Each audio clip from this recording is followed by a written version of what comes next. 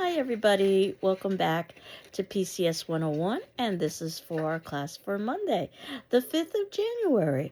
So, we are in our second week, which means that we are getting closer to our first speech.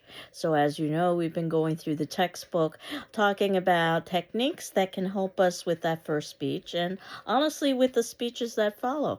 But you'll see in the notes below, I've indicated that your first speech is going to be on this Thursday, the 8th of January.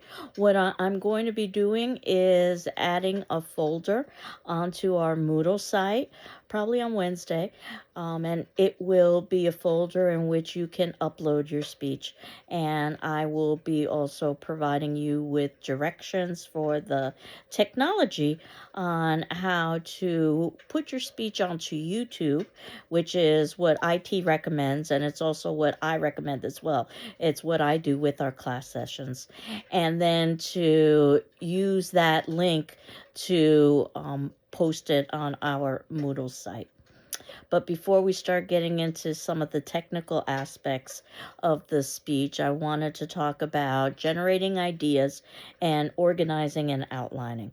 So I'm hoping that at this point you've decided what it is that you are going to be discussing for speech number one, which is an autobiographical speech, a 5-minute speech in which you get to tell the audience a little bit about yourself. And some of you might elect to focus on a particular time period, a particular, let's say, element of your life. Some of you might decide to do a life overview. Some of you might decide to talk about education.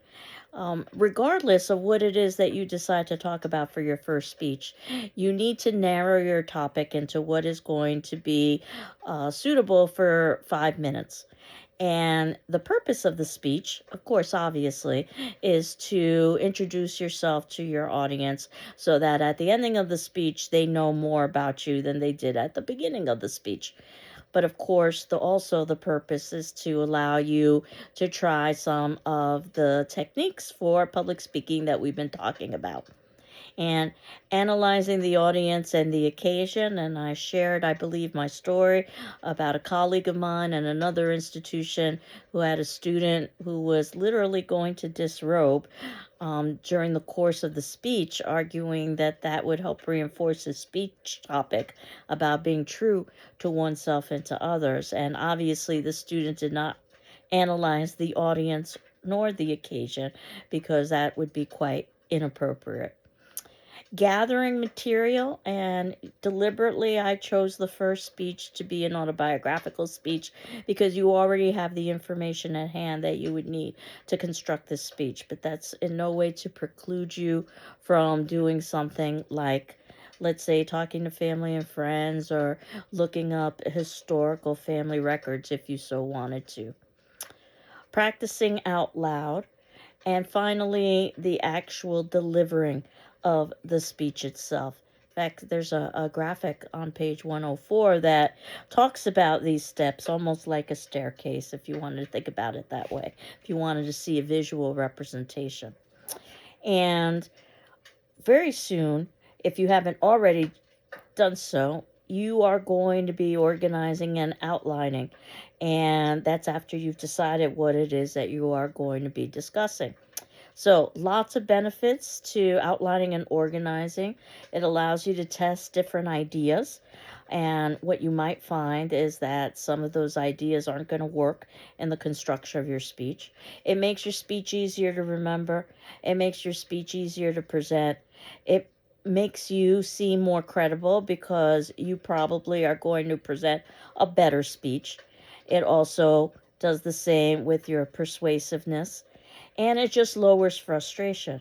So you'll remember in one of the discussion forum questions I had asked, what are some techniques you can utilize to reduce stress? And certainly the idea of practicing, being well prepared, and having a good outline and organizing your points.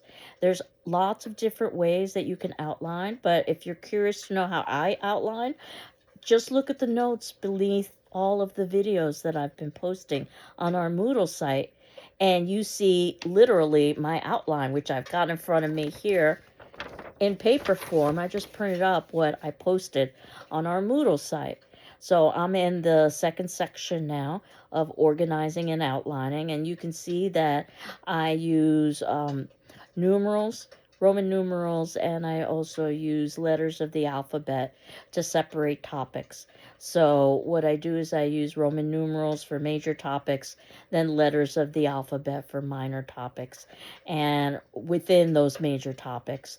And then I oftentimes will use dashes or slashes to show more details about some of those topics. And you can see that in the A section, I have it listed as organizing and outlining. And then in the dashes, I've got the points that I've just made to you. And the B section, and again, this is in the second organizing and outlining below, I talk about thesis, and this is your central idea. Now, that said, you may not necessarily know what your thesis is until you've actually constructed an outline. And I know that some students like to write very detailed outlines, and if that's the case, you can begin with a detailed outline or even a written speech. But what you want to do is reduce it to keywords and phrases, because you want to be able to maintain eye contact with the camera. You don't want to be reading to your audience. You certainly also don't want to try to memorize your speech, which is something that the Toastmasters video discussed, because chances are that you will make mistakes if you memorize and you happen to lose your place. And also your delivery will sound pretty stilted. You want to try to be informal and conversational. Your organizational plan, there's lots of different ways that you can organize information.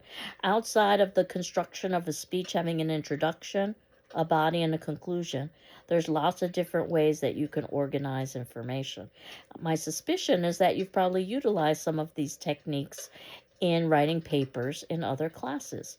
And one technique that can be very useful is chronological organization, where you organize your information based on time. This could be very useful, for instance, if you are teaching your audience how to do something through a process, because you're going through steps. First this, then that. You can organize based on topics or categories. So what are the main categories? And I tend to do such a thing with my outlines. Or order of importance. And that can sometimes be subjective. And also, do you begin with the most important so that you are likely to capture your audience's attention? But the risk, of course, is that you could lose your audience as the speech or the paper progresses. You can do it the other way around, and you can begin with the least important and work your way to the most important. But again, will you be able to hold on to your audience until you get to the most important? Spatial, organizing things based on location. So visually, if you're trying to show somebody what something looks like. And I oftentimes use the analogy of a real estate agent who's trying to sell a piece of property. And the real estate agent knows that there are lots of different ways that they could organize their arguments about how that property might be of benefit to the people who are contemplating purchasing that piece of property. And they might organize their arguments based on chronological elements of that piece of property, particularly if it's an older home, let's say. Maybe it's on the National Historic Registry. So you can talk about the age of the home and the different owners that it's had. This might also work chronological for new construction. I don't know if chronological would be the best way to organize arguments to sell a piece of property. If you've got a house that's someplace in the middle, let's say something like 40 or 50 years old, where it's not new, but it's also not old, maybe another organizational pattern would be more effective. Maybe topical, talking about the categories, that there's certain elements about this home that you wanted to emphasize, that it has a new roof, that it's in a good school district, that the windows have been updated, and so on and so forth. And in fact, those categories can even be put into order of importance. The most important to the least, or the least to the most. And again, that could be subjective. So it's depending on your audience or who happens to be viewing that particular home for one family, what might be most important is that the home is in a good school district because they have children. But for, let's say, another family, what might be most important is that there is a new roof and updated windows. So it just depends on the individual. And again, you can kind of mix and match these techniques. Spatial, think about how well that would work in terms of describing a piece of property. For instance, when you walk in, immediately to your left is the living room, to your right is a door that goes to the garage, and right in front of you is a small staircase that leads to a kitchen. Off to the left of the kitchen is a small bedroom. Off to the right of the kitchen is a dining room. And basically, you've never been into this home, but you're beginning to visualize what it could perhaps look like because we're talking about it in terms of location, spatial elements. Or even, organizing arguments in terms of causality, relationships. But just understand that sometimes things are directly related and sometimes they aren't necessarily directly related. But regardless of how you decide to organize your arguments, some suggestions. Usually, it's very helpful to an audience if you talk about what's familiar first, and it's a technique that teachers will oftentimes utilize, and then you can discuss what's more unfamiliar. Inquiry, or in other words, you can ask questions. And the idea is that hopefully you are supplying answers to those questions eventually. Or these are rhetorical questions where the answers are obvious and you don't need to supply an answer. But again, with an audience, you never know what can happen. I remember once in my early days of teaching where I had asked a rhetorical question, a question in which I wasn't expecting an answer for.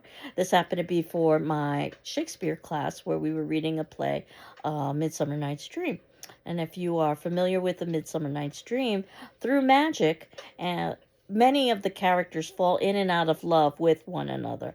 And it turns out that the fairy queen, because this is a magical realm of fairies as well as a human realm, through magic, this fairy queen falls in love with basically a kind of buffoon of a human. His name is Bottom. He's at the bottom of the social scale, and he basically is not very bright.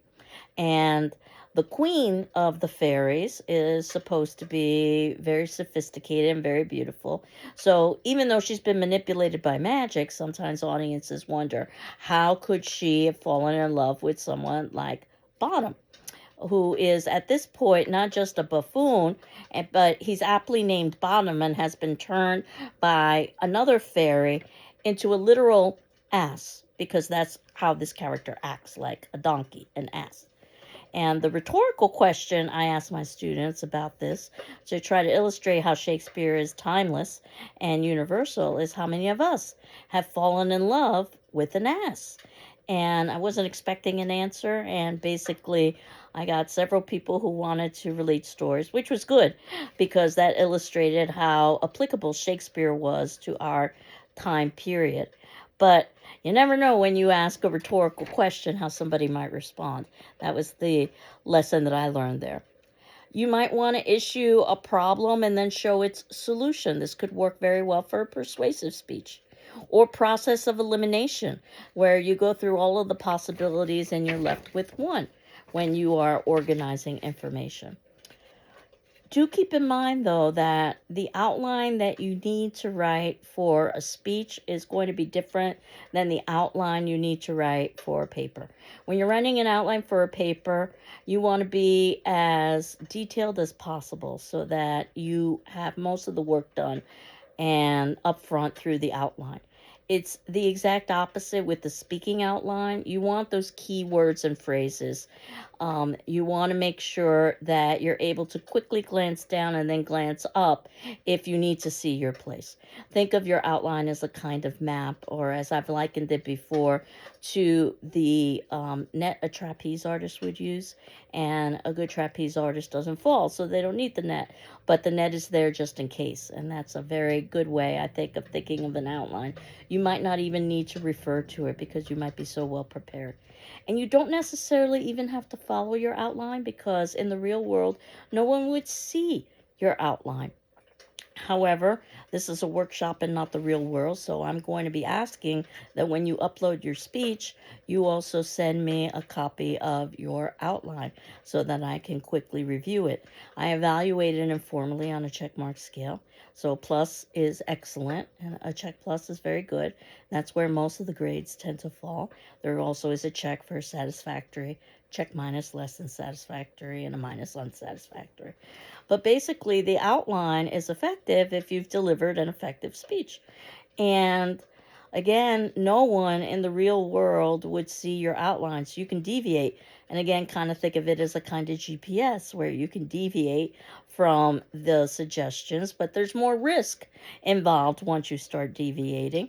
So you want to try, if at all possible, to stick to what it is that you had planned. But ultimately, you need to make the decision as to what outline is going to be the most effective for you when you are speaking, whether it is to camera, such as in this case, or to a live audience, or some combination thereof.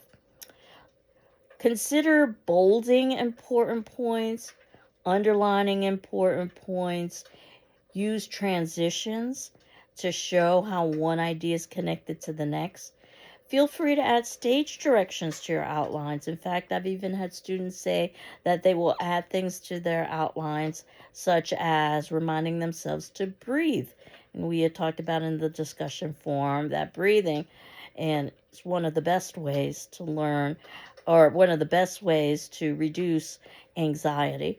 And as you can see with the discussion forum questions, I've gone through the first two discussion forum questions where you introduced yourself and you talked about ways to reduce nerves. And if you answered the discussion forum, that basically satisfied your attendance for that particular point in time. And you're not required to respond to your peers, but I certainly encourage you to respond to your peers. But what you are required to do is to read your peer responses to the discussion forum questions and my responses in turn. So you can do that at the ending of this video with the two that I've responded to, so that ultimately you would get a good sense of what it is that we would have been talking about in a class discussion. This is a small class, but still you'll get a good number of perspectives. So the idea of using paper, I think, is very useful with an outline. I know a lot of people rely on screens, but there could be technological failure. So I always like the idea of the old school paper, so that you've got something. So then in the event that you happen to lose the outline on the screen, you still have something in front of you. Note cards can work really nicely as well. It's just, again, a question of personal preference. And in terms of outlines, one of the things it does is it helps your memory. And we have notoriously poor memories.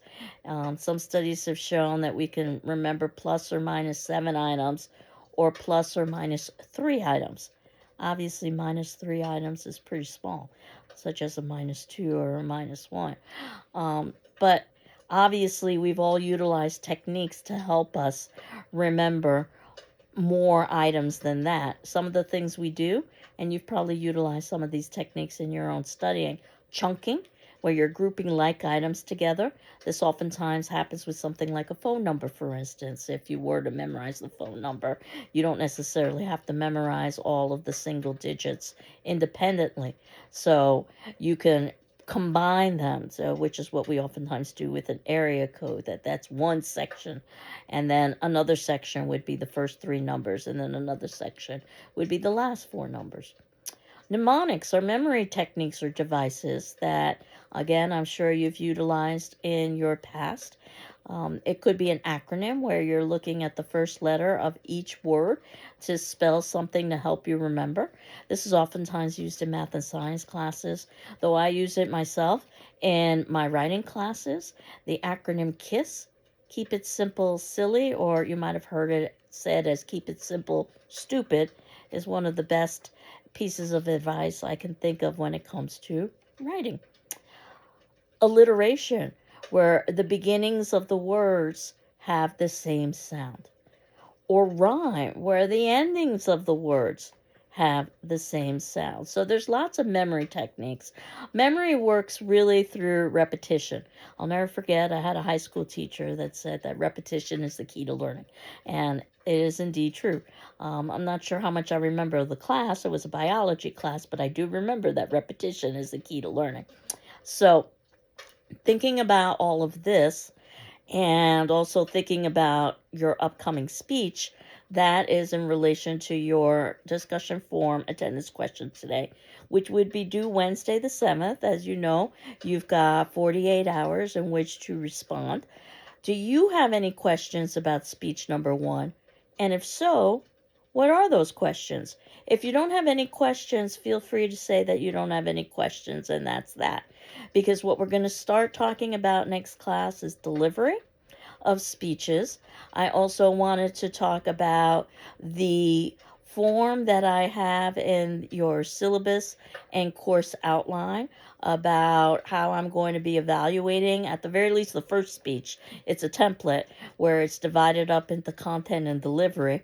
And then for the second and the third speech, I don't even bother to use that template. I just take notes of strengths and weaknesses.